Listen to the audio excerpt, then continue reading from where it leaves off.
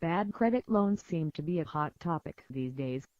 In fact, if you need a bad credit loan, you're likely to find an overabundance of information.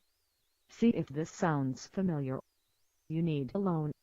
Maybe you want to buy a car, enroll in college, or take out a home improvement loan. Or perhaps you're a first-time home buyer and you're looking for a mortgage.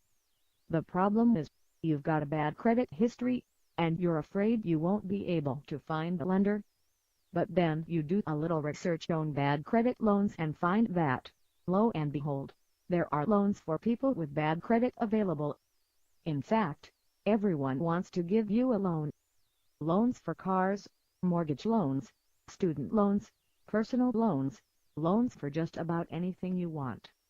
Not only loans, but credit cards too. Why, who would have ever thought it would be so easy to get a loan when your credit history is so dismal? So, that's great news, right? Right? Let's just stop for a moment. Ask yourself, why is everyone so eager to extend credit to me when my credit history is so bad? The question can be answered in 2 words: high rates.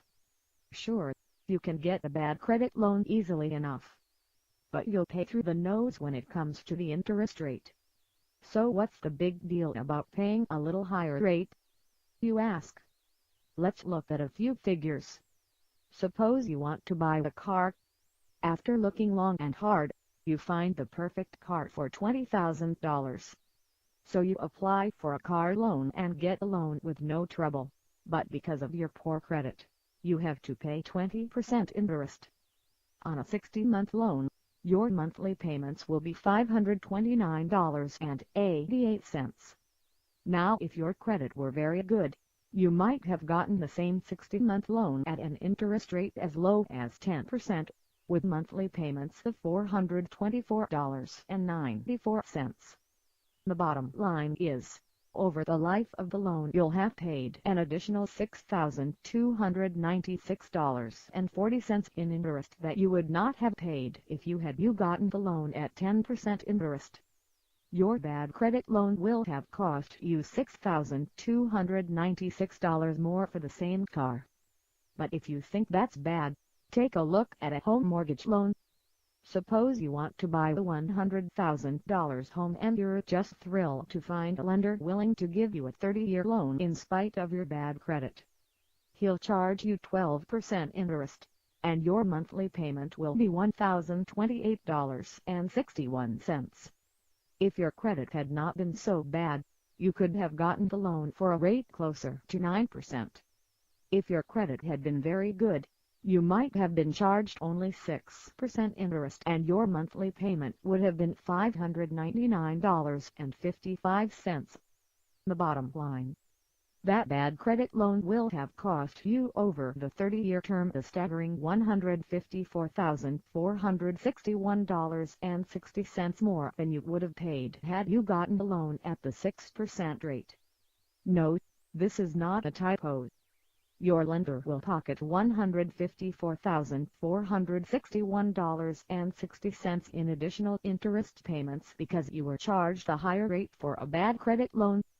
That's over 1.5 times the cost of the house itself. So why did he charge you the higher rate? Because he knows he can get it. After all, he's got you over the barrel. He knows and you know that you need a loan, but because of your bad credit no one's going to give you one at a low interest rate. Do you see now why people are so eager to lend you money in spite of your bad credit? In fact, credit reporting companies make a fortune selling lenders the names of people who have bad credit.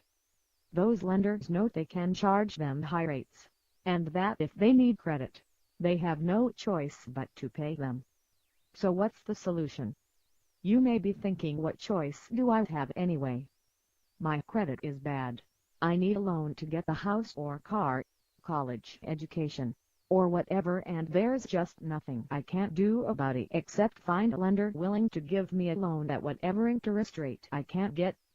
But consider for a moment whether you might be looking at the situation from a completely wrong angle.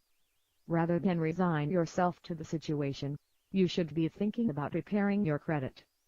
Now if you just found the house of your dreams, you may have no choice but to act now before someone else buys it. But if you can't wait a couple of months, it's highly likely you can make some major improvement in your credit score and then look for a loan. Maybe this isn't what you wanted to hear. After all, you're looking for a loan, not credit repair advice. But wouldn't it be worth it to postpone getting that house or that car if it would save you thousands, tens of thousands, or maybe even $150,000 or more over the long haul? If you're thinking your bad credit history is something you're just stuck with, or that it will take years to improve, you're mistaken. It's often possible to make major improvements in your credit rating in just a few months, and in some cases in as little as 30 days. It's not that difficult either. You basically have two options. You can hire a credit repair agency or you can't take the do-it-yourself approach. If you decide to hire an agency, you can easily find one in your phone book or online. Just look for credit repair. However, it won't be cheap. Agencies usually charge from $2,500 to $5,000 or more to repair your credit. But that's still a bargain compared to how much you'll be saving in the long run. But if you think only a professional agency can fix your credit, think again. In spite of their high fees, they won't do anything for you that you can't easily do for yourself. If you can't write a few letters, address, stamp, and mail them, you can repair your own credit. If you choose the do-it-yourself route recommended, you can learn how by doing some online research. Unfortunately, along with all the good information, you'll find some misinformation as well. The better option is to find an authoritative book on credit repair and follow the advice therein. In conclusion, you should seriously consider postponing your search for a bad credit loan. First, spend a couple of months improving your credit rating. Then you can abandon the search altogether, and begin looking for a good credit loan. Have more details and information from my website, click below link now.